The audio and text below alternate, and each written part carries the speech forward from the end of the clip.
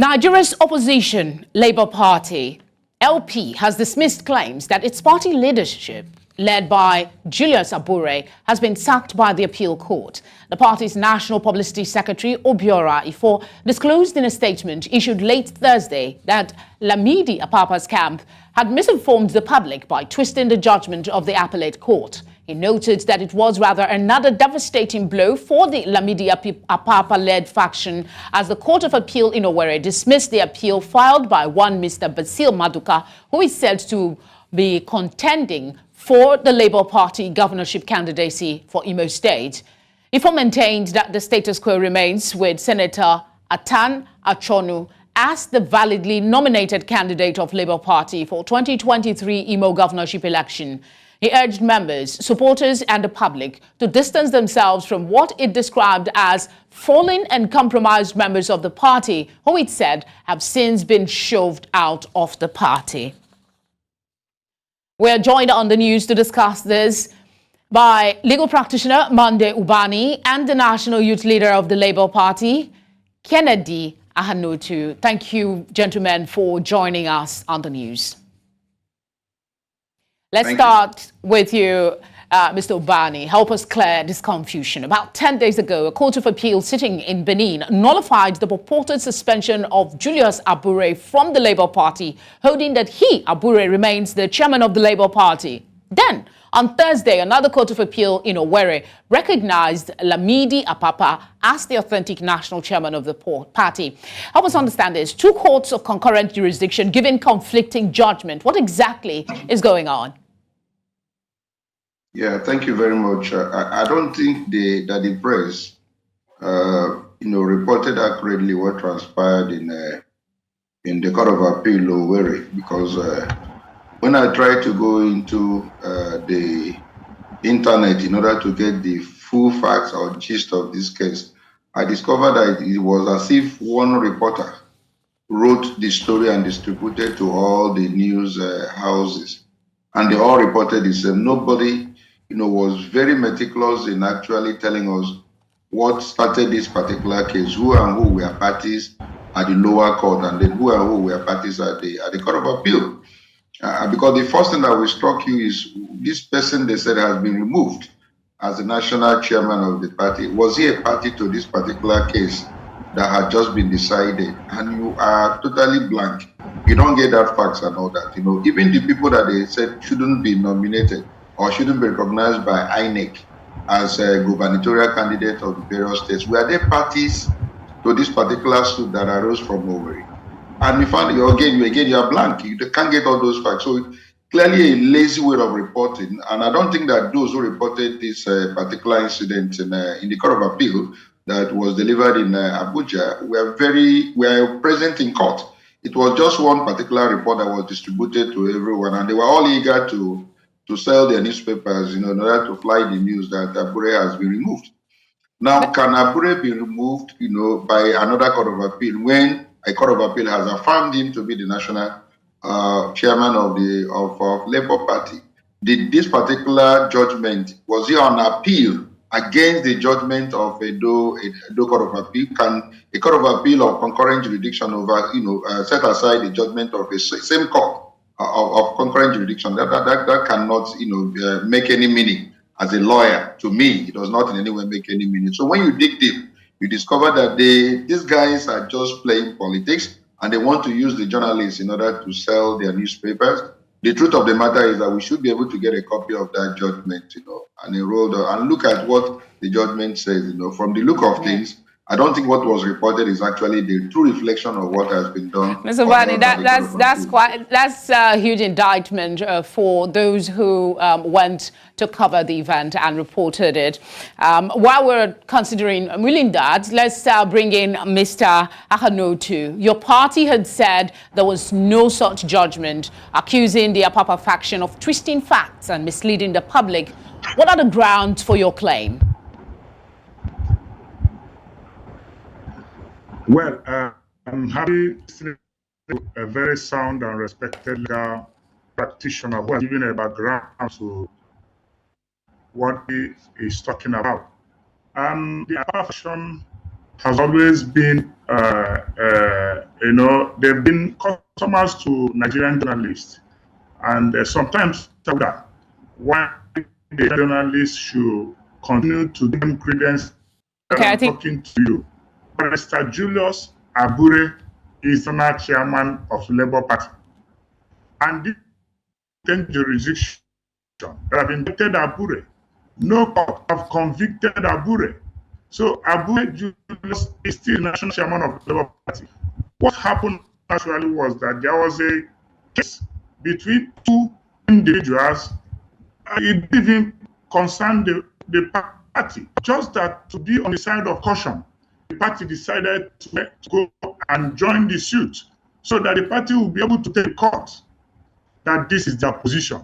And their position is that Senator Atan Ochaono is the governorship candidate of the party in Imo State, a candidate that marched through a very transparent primary on the 15th of April 2023.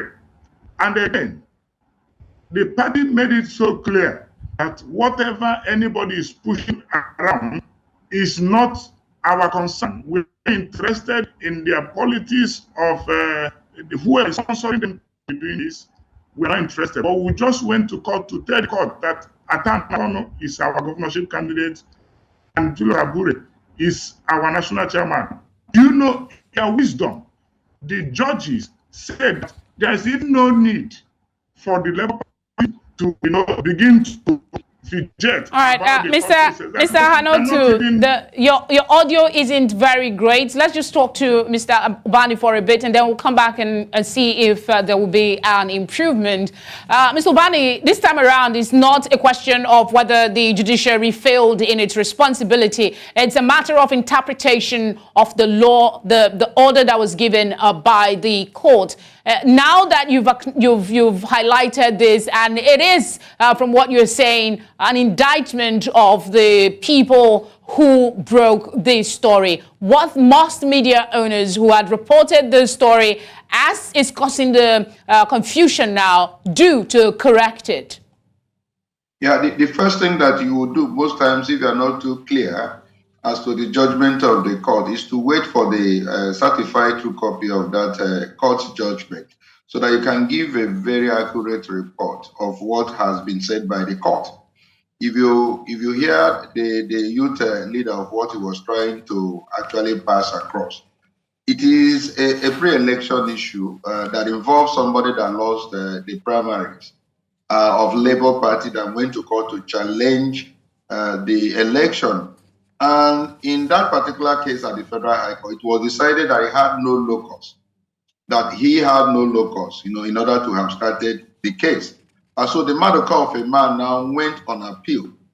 But Labour also had to do what you call a cross appeal, came on appeal, because according to them, there was a pronouncement that was made by the Federal High Court there, that was trying to go overboard, that they considered not too healthy for it to stand. Now, when these two appeals came before the court now today affirmed the position of the Federal High Court that the man who went to court had no locus. Then on the issue of Labour Party's appeal, the court said, look, you have no reason coming to us on appeal because what you appealed against is clearly not a substantive judgment, but a passing comment that was made by the court. And so you cannot appeal against a passing comment by a judge if it is not a substance of the judgment. So you have no right to have even bothered yourself coming on appeal. That is what people who were present, who knew about this particular case, explained of what transpired. Abure was not a party, Apapa was not a party, in that particular case. So there's no way the court could have now removed Abure as the national chairman of a party in a matter in which he's not a party. You can't shave a man's head, behind him. If you want to remove him as the national chairman, he must be a party. He must be given an opportunity of being here. They now say, okay, this is the situation. Now, the Court of Appeal in Benin has actually affirmed him. Now, this particular court now, will now set aside that order. Is it on appeal, or on what basis was it now set aside to now say that this is now the person that the Nigerians should recognize as the national chairman of the Labour Party? It doesn't make any sense to me, honestly. As you've noted, it's important that clarification and clarity before reportage is done. All right, let's come back to you, Mr. Ahanotu. Labour Party should be preparing for the governorship elections in Kogi, Imo and Bayelsa State, but it is drawn into this messy dispute. How will this affect the chances of the party in the forthcoming polls? Okay, I think... Well, I can assure you, my sister, that you know, I can assure you. Okay, go ahead. The Labour Party is not disturbed, right? I can assure you that the Labour Party is not disturbed by antis of the opposition. These guys. On Tuesday, we started our campaign in the state, and you stopped our president in waiting, Mr. Peter Obi, present. The governor of the state was there present. All the party leaders, including Barrister Julius Abure and my humble self, was in Imo State to flag up the party governorship campaign. We are planning that of. We are also planning that of Kogi State. So we are not tied in any way to during election in these 3 states that I mentioned. Party is prepared, and the people of the state were happy to receive us, and we enjoyed our stay in Imo State on Tuesday. And you saw the mass crowd that turned out to receive Mr. Peter Obi and welcome the incoming governor. So, all right, Mr. Ahanotu, I really wish we could hear you better. Thank you very much for speaking with us. We do hope we can get you on the program another time. Thank you for your time. Mr. Monday Ubani, as always, thank you for speaking with us. I do have one more question, though. If you can squeeze it in 30 seconds, do you see the possibility of an out-of-court settlement with this LP leadership crisis? I don't think that there's going to be that particular settlement, because the agenda of Apapa is clearly at variance with the ideals of Labour. So I don't see him sitting down. His job is clearly to destroy whatever Labour stands for, and he's doing that. He's in that job, for certain persons and all that. But whether he will succeed is a different ballgame entirely. That's unfortunate. Thank you again for your time. My pleasure.